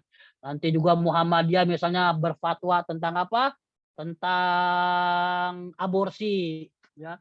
Muhammadiyah berfatwa juga tentang khitan perempuan. Yang kata Muhammadiyah nggak dianjurkan itu, nggak ada itu khitan perempuan gitu ya. Itu pendekatan-pendekatan sains banyak dipakai. Ya. Yang ketiga pendekatan irfani itu apa? Ya. Pendekatan irfani itu Pak sebetulnya adalah pendekatan ya yang apa orang sebut gampangnya itu pendekatan sufistik, ya tasawuf. Jadi nggak benar kalau Muhammadiyah itu anti tasawuf. Ya. Mungkin yang paling benar itu Muhammadiyah itu anti tarekat. Ya. Nah, itu mungkin agak benar tuh ya, karena tarekat-tarekat itu banyak mengandung apa tuh hal-hal yang apa kebid'ahan ya, kemusyrikan desa. Tapi kalau tasawuf dalam pengertian ya, bagaimana orang diarahkan untuk menyucikan jiwanya, membersihkan hatinya. Nah, itu pendekatan-pendekatan apa yang disebut dengan irfani. Ya. Nah, kalau ada kasus-kasus hukum itu misalnya dapat digunakan pendekatan-pendekatan ini. Jadi pendekatan-pendekatan ini sebetulnya dapat digunakan secara apa namanya simultan, ya, sirkular, tidak parsial. Nah, jadi begitu Pak, gampangnya ya. Jadi kalau misalnya bayani itu ya mengikuti apa yang terdapat dalam teks Al-Qur'an dan Sunnah dalam hadis.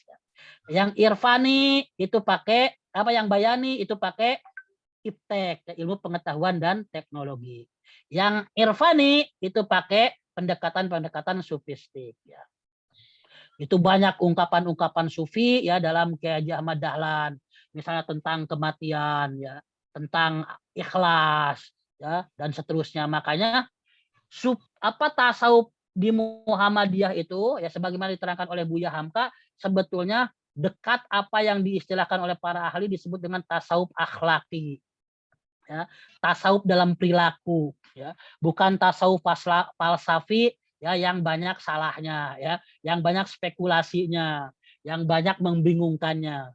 Nah, jadi tasawuf di Muhammadiyah itu praksis sifatnya, ada pada cerminan perilaku orang-orang Muhammadiyah, dan yang menjadi tokoh sentral tentang tasawuf ini biasanya sering pada merujuk pada Kiai Haji A.R. Fakhrudin ya Allahu yarham.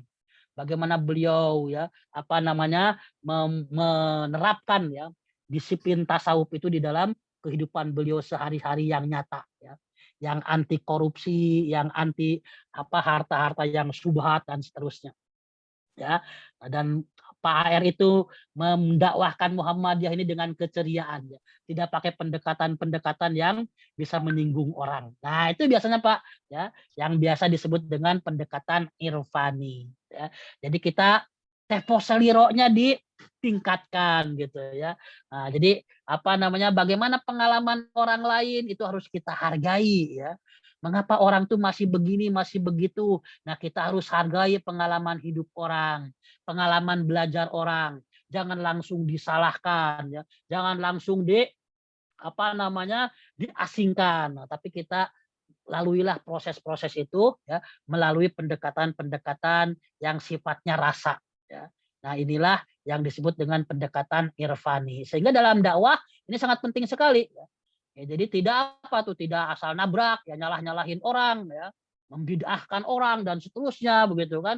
Nah, itu orang kalau dibidah-bidahkan itu pas sering sakit hati ya. Karena apa? Kullu bid'atin dolalah wa kullu dolalatin finnar. Jadi kalau orang dibilang bid'ah itu langsung ya tersentuh, tersinggung hatinya.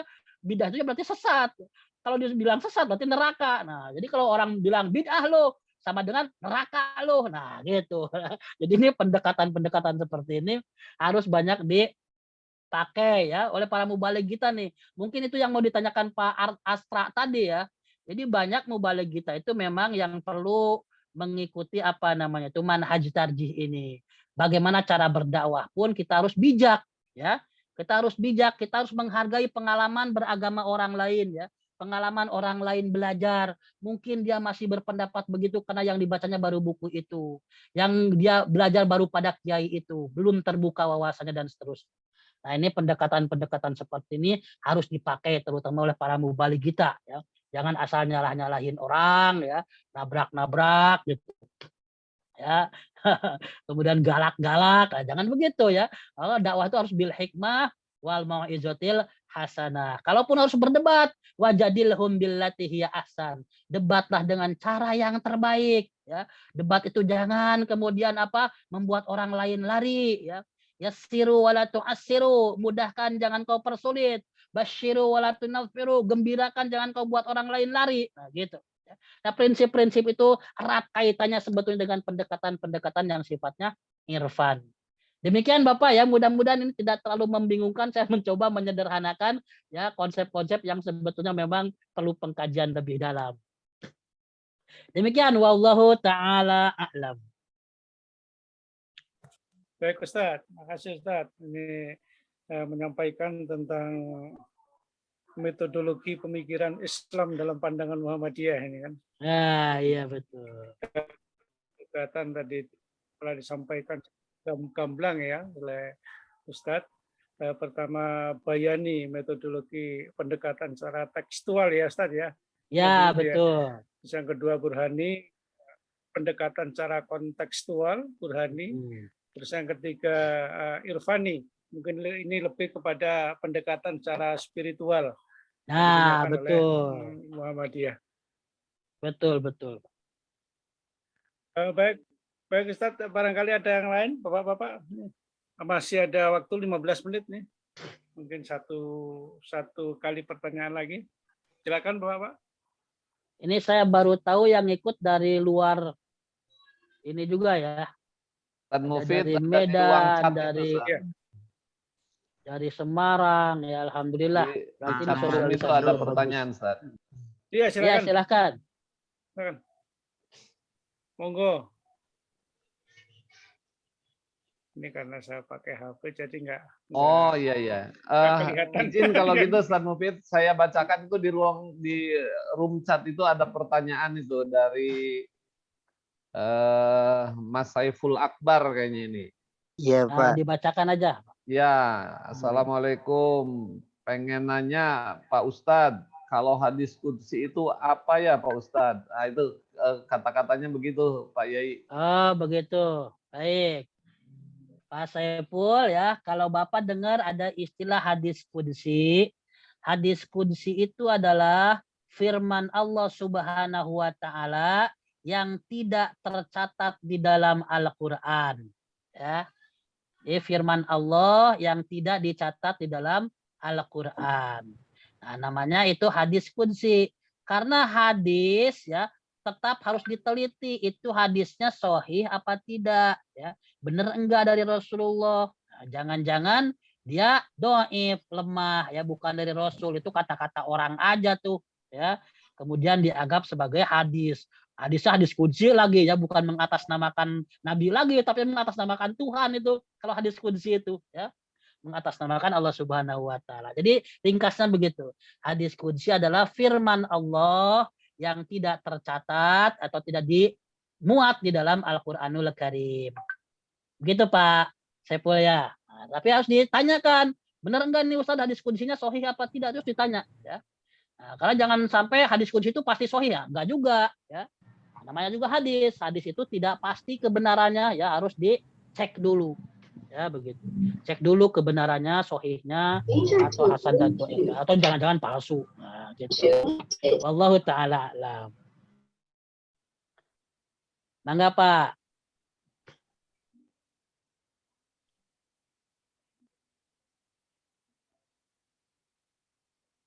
Baik Ustaz, terima kasih Ustaz atas penjelasannya. Nah, ini Sama-sama. udah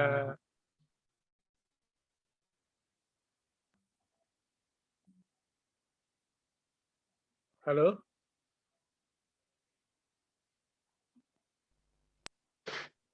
Halo. Itu ada yang raise hand, siapa lagi? Halo.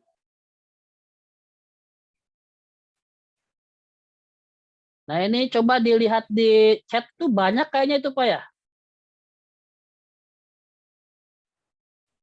Apakah Muhammadiyah selain 3 pendekatan yang diterangkan ya apakah ini sebentar saya. Oh iya, betul. Saya cari dulu. Nah, Jadi Pak, apakah ini Ustaz? Pak Saya Agung bacakan ya. ya.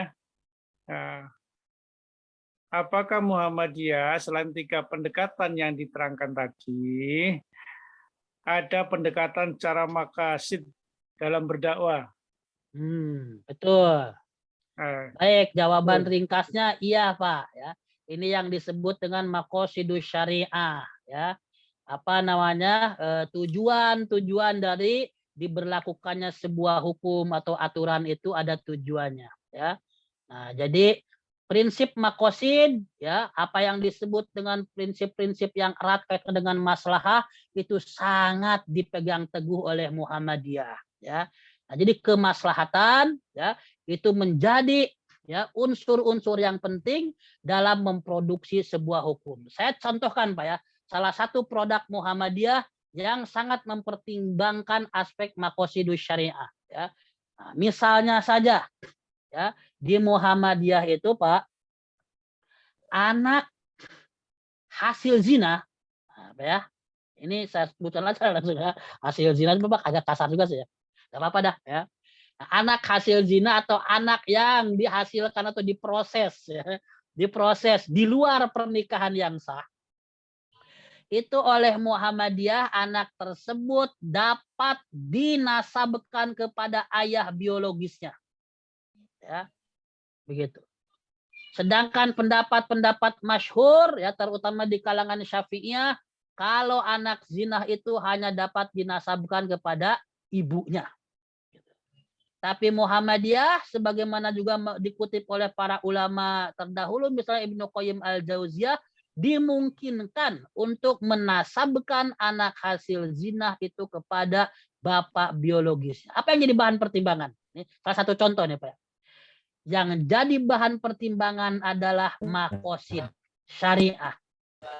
Maslahah. Maslahah buat siapa? Terutama maslahah buat anak. Ya. Nah, maslahah buat anak. Bapak bayangkan kalau ada anak di dalam akta kelahirannya itu binnya bin atau binti ibunya. Maka orang yang tahu masalah hukum sudah pasti langsung ya di otaknya, wah ini berarti anak hasil nggak jelas bapaknya ya, atau anak hasil di luar pernikahan yang sah. Bagaimana anak itu akan menanggung malu sepanjang hayatnya, padahal yang berdosa itu adalah ibu bapaknya. Nah, sehingga kemudian pendekatan maqasid di sini ya ditujukan terutama pada kemaslahatan anak tersebut. Ya. Nah, kemudian juga ya pendekatan yang lainnya juga di sana itu ada aspek darul mafasid juga, ya mencegah kerusakan atau madorot yang lebih besar. Bayangkan kalau si laki-laki itu yang menghamili perempuan tidak bisa dituntut tanggung jawabnya, maka dia bisa itu ya menghamili banyak orang di luar pernikahan dan dia tidak dituntut apa-apa. Ya, dia tidak dituntut untuk menafkahi atau membiayai atau apa-apa ya, karena itu tanggung jawab ibunya. Nah, betapa itu ya perzinahan itu akhirnya hanya menyengsarakan satu pihak saja dan malah menguntungkan para penjahat kelamin. Begitu ya. Itu salah satu pendekatan makosid yang digunakan oleh Muhammadiyah dalam merumuskan produk-produk hukumnya. Nah, jadi Bapak nanti ada tuh fikihnya ya di Muhammadiyah bagaimana anak yang diproses ya, melalui pernikahan di luar pernikahan itu dapat dinasabkan kepada bapaknya. Yang dosa bapak ibunya. Ya, anaknya tidak dosa. Nasabnya dia masih berhak. Mengapa pada zaman Nabi itu ada kebingungan seperti itu? Karena pada saat itu bisa jadi berkaitan dengan kasus-kasus pelacur ya, sebagaimana diungkapkan oleh Siti Aisyah radhiyallahu anha, dulu ya di masa zaman jahiliyah itu dikenal pernikahan poliandri. Ya, enggak bisa itu menentukan secara pasti siapa bapaknya ya. Sehingga yang paling enteng memang udah aja nasabkan pada ibunya ya. Nah, sehingga kemudian ya ada juga trik-trik yang lain mana yang lebih mirip gitu dan seterusnya ya. Nah, sekarang kan lebih gampang ya untuk mendeteksi ini anaknya apa bukan ya, pakai tes DNA dan seterusnya. Nah, demikian Bapak siapa tadi ya tentang pendekatan makosid itu dipakai di Muhammadiyah. Jadi ada disebutnya istislahi Pak ya. Jadi faktor-faktor kemaslahatan itulah yang sekarang dikenal dengan istilah makosidus syariah ya. Yang dipopulerkan oleh Abu Ishaq ya, Asy-Syatibi ya, seorang ulama dari kalangan mazhab Malik. Itu sekarang sudah menjadi umum digunakan oleh banyak orang ya. Terutama juga khitan perempuan, Muhammadiyah tidak menganjurkan ya khitan perempuan itu ya. Nah, intinya dilarang lah ya. Kenapa itu? Ya, karena bertentangan dengan prinsip makosid, ya, prinsip kemaslahatan. Gitu ya. Karena khitan perempuan itu enggak ada baiknya sama sekali ya. Udah hadis-hadisnya pada doib katanya gitu ya. Nah, kemudian itu malahan banyak merugikan ya, bahkan membahayakan para perempuan. Demikian Pak, itu salah satu contoh penggunaan maqasidus syariah dalam ijtihad Muhammadiyah. Wallahu taala alam. Baik, makasih Ustaz. Ini mungkin ada pertanyaan yang terakhir barangkali ya. Ini karena waktunya sudah mendekati jam 10. Dari adinda kita nih, mahasiswa TI ya, dari Kurniawan. Mohon izin bertanya, Afwan, di luar konteks menurut pandangan Ustadz, bagaimana hukumnya keluar dakwah 3 hari, seminggu hingga 40 hari yang dilakukan oleh jamaah tabligh? Dan bagaimana menurut pandangan Ustadz dengan pimpinan jamaah tabligh sendiri yang berasal dari India? Syukron. Jazakumullah ahsanul khair katsira. Monggo Ustadz. Baik, ini mahasiswa ya.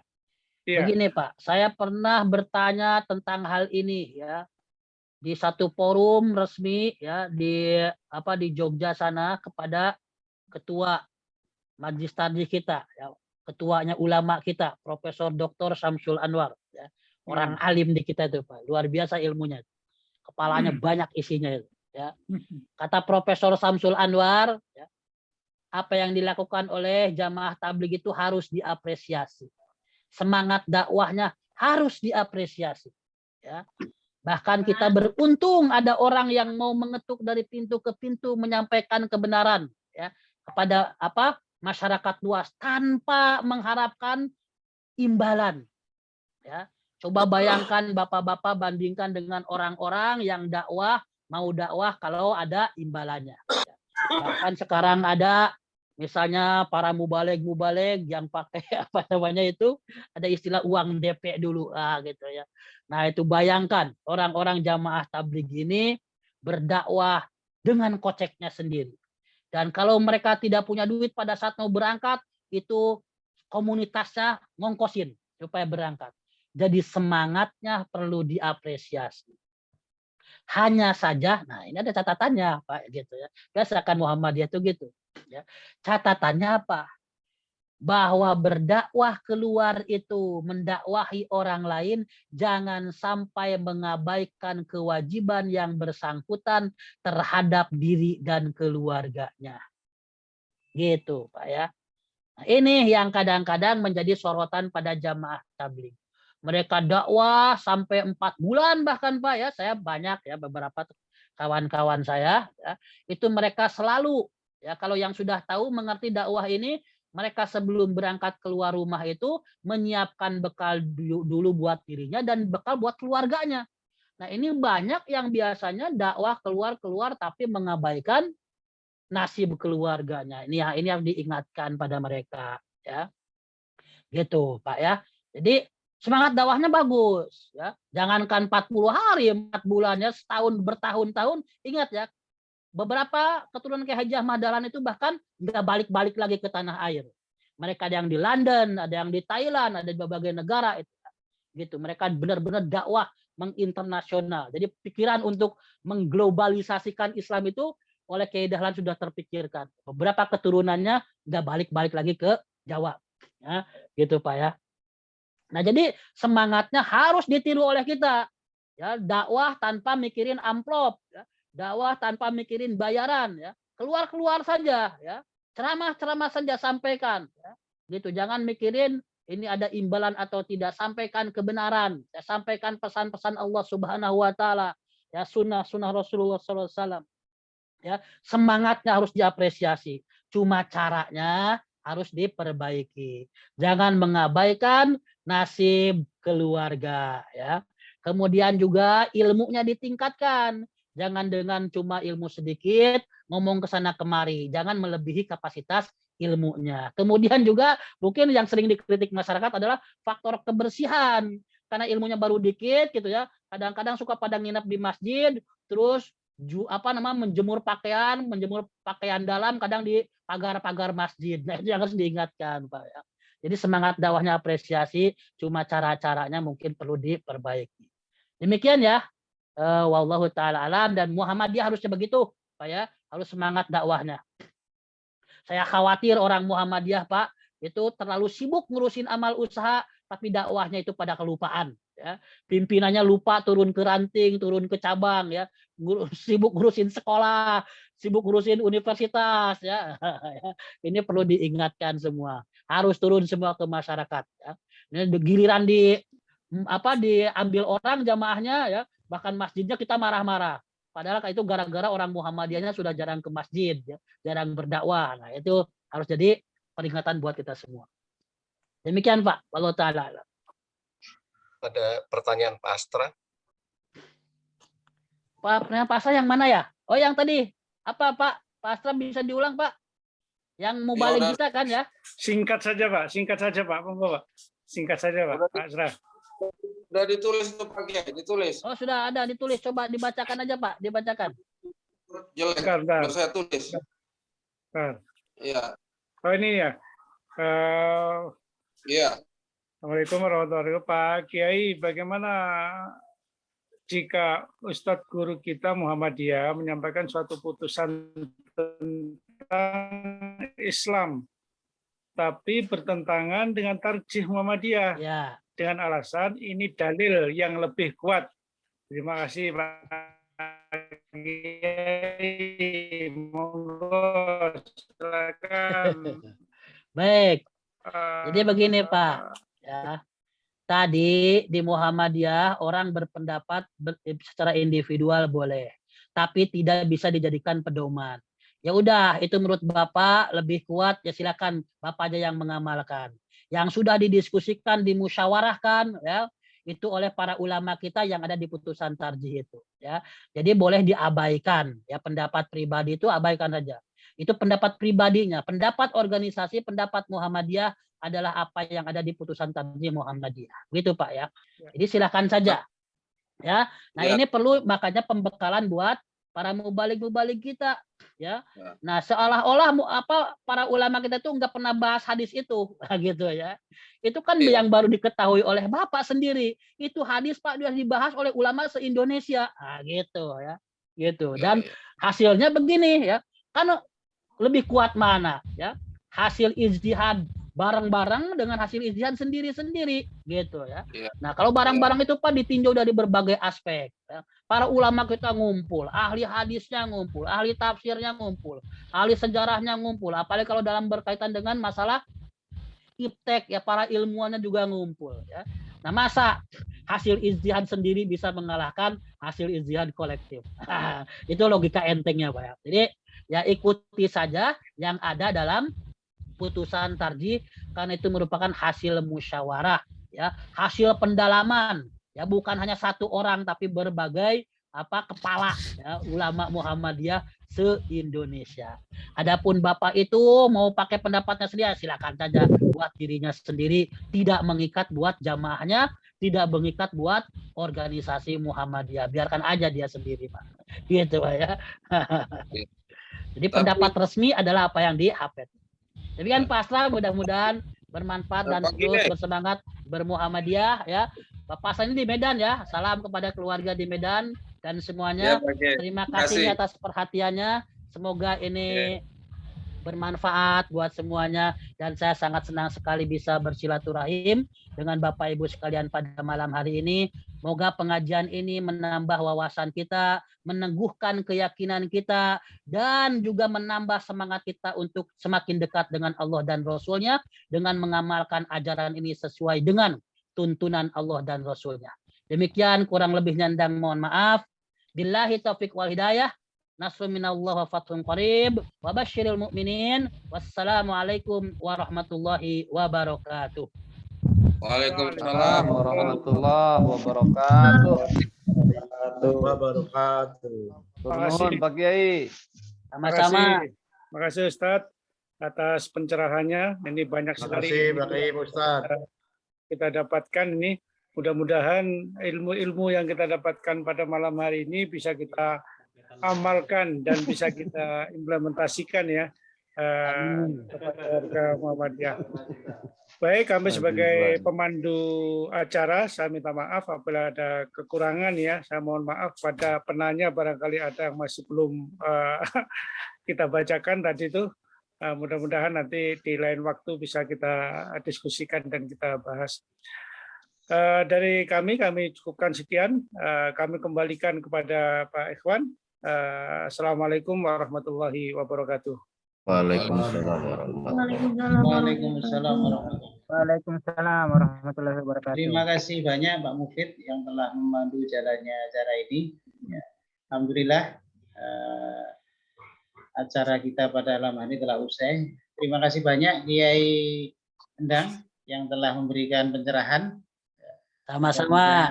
Mudah-mudahan diberikan manfaat bagi kita semua. Amin. Baik, sekalian, mudah-mudahan acara kita terus berlangsung. Ini adalah sesi keempat. Masih ada 3 sesi serial kajian penguatan ideologi. Ya, insya Allah kita bertemu pada pekan depan. Mudah-mudahan dalam keadaan sehat walafiat sehingga kita bisa melanjutkan kajian ini. Ya Allah. Baik, mari sama-sama kita akhiri kajian dengan doa kafaratul majelis. Subhanallah. Makasih Kiai Endang.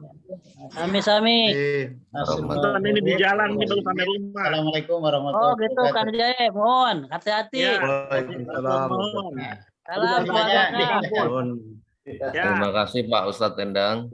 Saya dari Manado. Ya, Mas. Oh, Manado, Masya Allah. Sudah malam berarti ini Pak Manado, Pak. Terima kasih. Iya, ya. Dan berkah majlis ini. Amin. Alhamdulillah. Terima kasih. Jinlab ya, Jinlab. Makasih Ustaz. Ya, terima kasih. Ya, saya izin Pak ya. Ya, makasih. Terima kasih semuanya.